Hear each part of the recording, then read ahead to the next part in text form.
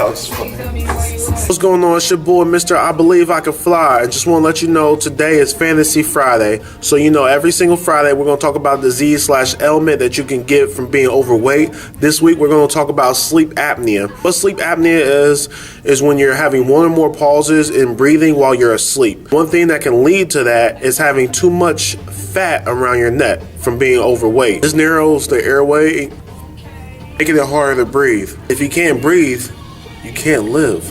So another reason to get in shape and not be overweight, you don't want to get sleep apnea.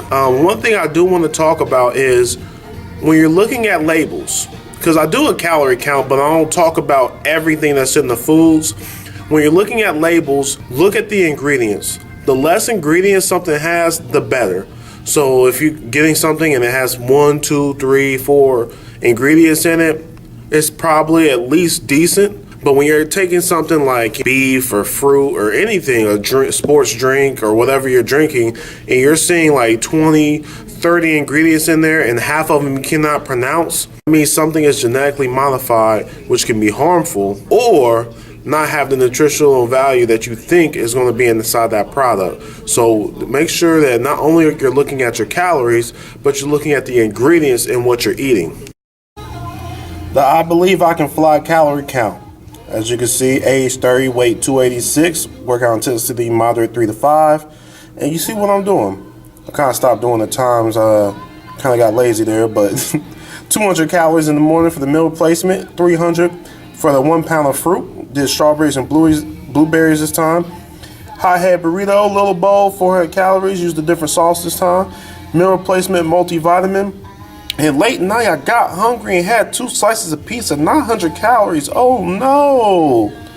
But calories needed to maintain weight, 3607. Calories needed to lose 2 pounds a week, 2607. Total calories, 2,000.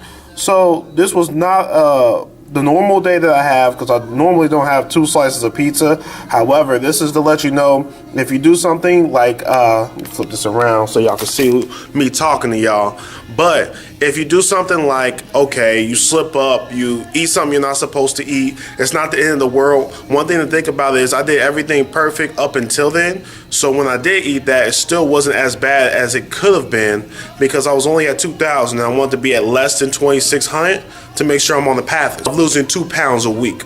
In the current event for today, we're talking about Tim Tebow going to the Mets. Yes, Tim Tebow, the legend, the Heisman Trophy winner, the playoff winner. There's a playoff game on his record.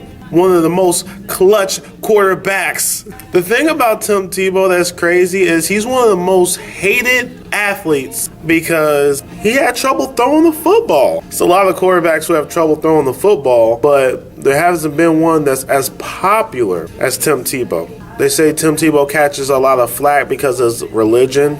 I don't agree, because there's a lot of players who throw their religion into their social media, into their everyday lives, into what they do in press conferences. You take someone like a Steph Curry, he makes sure that he's always about his religion and he's always letting people know he's a Christian. People don't hate Steph Curry, so I can't say it's based off of religion. I think it's just based off of play. He's one of those guys who gets a lot of publicity, and I think people can't comprehend it, because a lot of times you think of someone who is super popular and you're thinking about someone who has accolades of being dominant. And he was dominant in college football. He had some wins with Denver, but his accuracy was one of the worst accuracies ever. And now he's playing baseball. He's in the minor leagues. They're saying he's having trouble in the outfield and that he's not that good of a hitter. What type of move is this? Is this a PR stunt to sell some jerseys? I don't know. Maybe the guy can actually play, because I haven't seen him play myself. I think it's a good move for Tebow. He wants to be in the spotlight. He's still going to be on the SEC network. He's still going to have that job. So I think this is a publicity move, and I think it's a good move for Tebow. You try something out. If it doesn't work out, cool. You still got your job. You're still good. You're still getting popularity, which is always good when you're doing entertainment. If for some reason, if he just tears it up and he's going to be a baseball star, I think that would be one of the greatest stories to ever hit sports. To be a Heisman Trophy winner, to go to the NFL, for people to basically almost boycott you, and then you leave, you can't get a starting quarterback job, and you don't want to do the CFL, and then you go to baseball, and then you become a star, that's legendary type stuff. But it won't happen.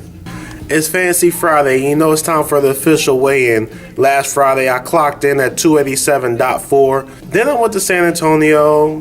Kind of had a nice experience, I'll put it like that. Drunk like some alcohol and ate a lot of food that I shouldn't have ate. But when I came back home, I made sure to hit my workout hard, because even though you can go on vacation, you can do little things like that, you want to make sure you stay on track. You don't want to get too distracted. I wasn't expecting super huge results this week, but I am proud to say that I still lost weight, even despite going on vacation and having that type of trip. And I went from 287.4 to 286 even.